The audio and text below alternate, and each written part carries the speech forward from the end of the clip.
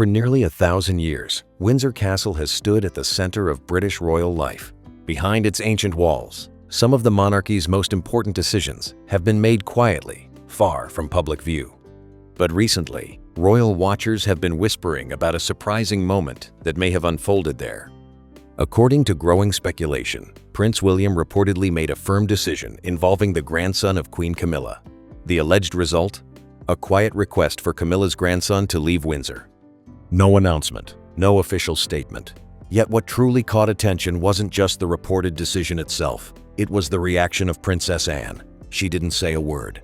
But in royal circles, silence can sometimes say everything. So what exactly happened inside Windsor Castle? And what might it reveal about the future of the monarchy? The weight of Windsor Castle. To truly understand why this story has captured attention, we first need to understand the extraordinary significance of Windsor Castle. This isn't simply a residence. It is the longest occupied royal castle in the world. The fortress was originally established by William the Conqueror shortly after the Norman conquest of England in 1066. At the time, it was built as a strategic defensive structure overlooking the River Thames. But over the centuries, the castle transformed from a military fortress into something far more symbolic. Each monarch who lived there left their mark. Grand halls were added. Elegant apartments were constructed. St. George's Chapel became one of the most sacred royal sites in Britain. The castle gradually evolved into a place where history, ceremony, and royal life merged together. For generations of the royal family, Windsor has been both a home and a symbol of stability. In modern times, the castle became especially meaningful during the reign of Queen Elizabeth II, during periods of national difficulty, including global crises and personal family moments. Windsor became her refuge. It was a place where she could step away from the intense spotlight of London. Many people still remember the powerful image of the Queen walking alone at Windsor during the later years of her reign. Because of moments like that, Windsor became more than just architecture. It became emotional ground for the royal family. So when stories emerge about decisions made within Windsor's walls, people pay attention. Because what happens there often reflects the deeper direction of the monarchy itself. The unusual structure of Camilla's family. The modern royal family is far more complex than it once was.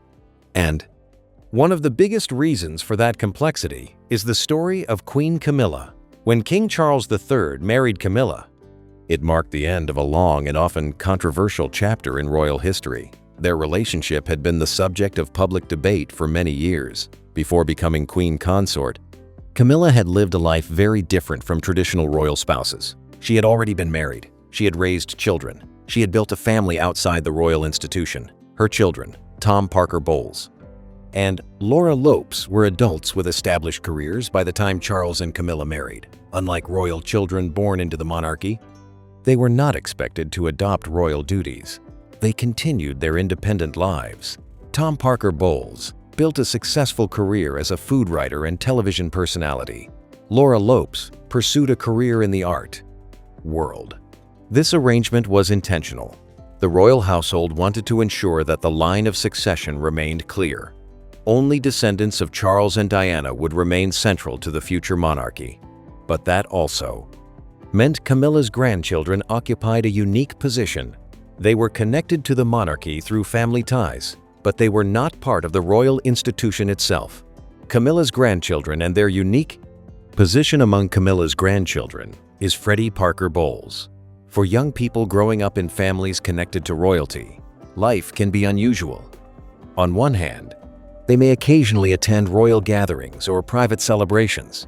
On the other hand, they are not raised as working members of the monarchy. Freddie, like many of Camilla's grandchildren, has grown up largely outside the royal spotlight. His life has been far more private than that of William's children, and that difference highlights something important about how the monarchy functions. Within the royal family, there are clear levels of responsibility. At the top is the monarch. Next come the direct heirs, then the working royals who represent the crown through official duties. Beyond that circle are extended relatives who are connected through family, but not through constitutional responsibility. Maintaining those boundaries is essential, because without them, the monarchy could easily become confusing to the public. Prince William's preparation for the crown. For most of his life, Prince William has known that one day he will become king. That knowledge shapes almost every decision he makes. Unlike earlier generations of royals, William has grown up in a world where the monarchy must constantly adapt to changing expectations. Public transparency, modern media scrutiny, global attention, all of these forces have transformed how the monarchy operates. As a result, William has reportedly spent years thinking about how the institution should evolve. Many commentators believe he strongly supports the concept of a slimmed-down monarchy. This idea focuses on keeping the group of working royals relatively small. Instead of dozens of family members representing the crown, the monarchy would rely on a core team. At the center of that team would be William and his wife Catherine, Princess of Wales. Together they represent stability, continuity, and modern leadership. Their children, Prince George, Princess Charlotte, and Prince Louis, represent the monarchy's future generation. Because of that, William's approach to royal boundaries is often very deliberate. Every decision can influence how the institution is perceived by the public. The reported Windsor situation. This brings us back to the moment that sparked so much speculation. According to some royal observers, Freddie Parker Bowles had reportedly been spending time at Windsor Castle. Family visits to royal residences are not unusual. Members of the extended royal circle often attend private gatherings or celebrations, but the purposed of now private gatherings are SR private gatherings. Whispers surrounding this particular visit suggested something slightly different. Some commentators claimed that the situation raised questions about how long the stay might continue. If those whispers were accurate, the matter may have eventually reached Prince William. As someone deeply focused on shaping the monarchy's future structure, William may have believed that Windsor should remain closely associated with the core royal household, and according to the story circulating among royal watchers, a quiet conversation took place. No public confrontation, no dramatic moment, simply a calm discussion that reportedly ended with a decision. Freddie Parker Bowles would leave Windsor. How the royal family handles sensitive issues. The royal family has always handled sensitive matters with discretion. Public arguments are extremely rare. Instead, most internal issues are resolved through private conversations. Senior members of the family discuss the situation. Advisors may provide guidance. And eventually, a quiet agreement is reached. This approach has helped the monarchy maintain an image of stability for generations, because public conflict within the royal family can easily damage its reputation. So when difficult decisions must be made, they are usually handled quietly. Queen Camilla's delicate balancing act. For Queen Camilla, life inside the royal family has always required careful balance. Unlike most queens in British history, Camilla entered the monarchy later in life. By the time she married King Charles III, she had already lived through decades of public attention, controversy, and scrutiny. Her journey into the royal family was far from simple.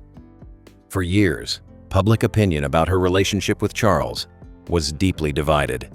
The legacy of Charles's previous marriage to Princess Diana still shaped how many people viewed the royal household. But over time, Camilla gradually reshaped that perception. Through charity work, public service, and a quieter approach to royal life, she slowly earned a place within the institution. Yet even as she became queen, one aspect of her life remained unique.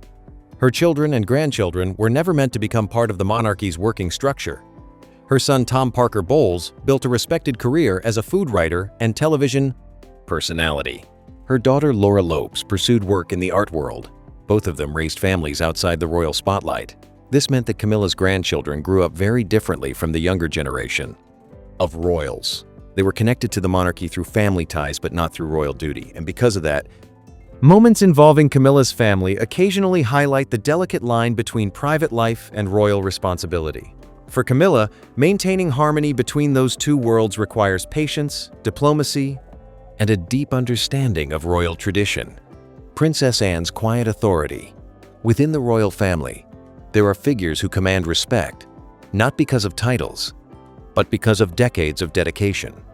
One of those figures is Princess Anne. As the only daughter of Queen Elizabeth II, Anne grew up inside the intense structure of royal duty. From a young age, she developed a reputation for discipline and independence. Unlike some members of the royal family who struggled with public attention, and seemed to thrive in an environment defined by responsibility. Over the decades, she became known as one of the most hard-working royals in modern history. Year after year, she carried out hundreds of official engagements, charities, community organizations, international visits. Anne approached every responsibility with the same straightforward determination. She rarely sought publicity. In fact, she often avoided it.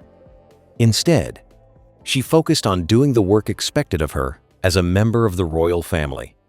Because of that reputation, Anne's opinions carry enormous influence behind palace walls. When discussions take place about the direction of the monarchy, her perspective is often taken seriously, and when she chooses not to object to a decision, that silence can be interpreted as quiet support. Royal silence and what it can mean. One of the most fascinating aspects of the British monarchy is the way it communicates. Unlike political institutions, where statements and speeches are frequent, the royal family often relies on something much subtler: silence. For centuries, the monarchy has operated under a simple principle: never complain, never explain. This philosophy encourages restraint when dealing with controversy. Rather than responding directly to rumors or speculation, the royal household typically allows events to unfold without comment. This approach protects the institution from becoming entangled in constant public debate. But it also creates a unique situation, because when members of the royal family remain silent, observers often begin searching for meaning in that silence. Body language, facial expressions, small gestures during public appearances, even brief interactions between royals can become the subject of intense interpretation.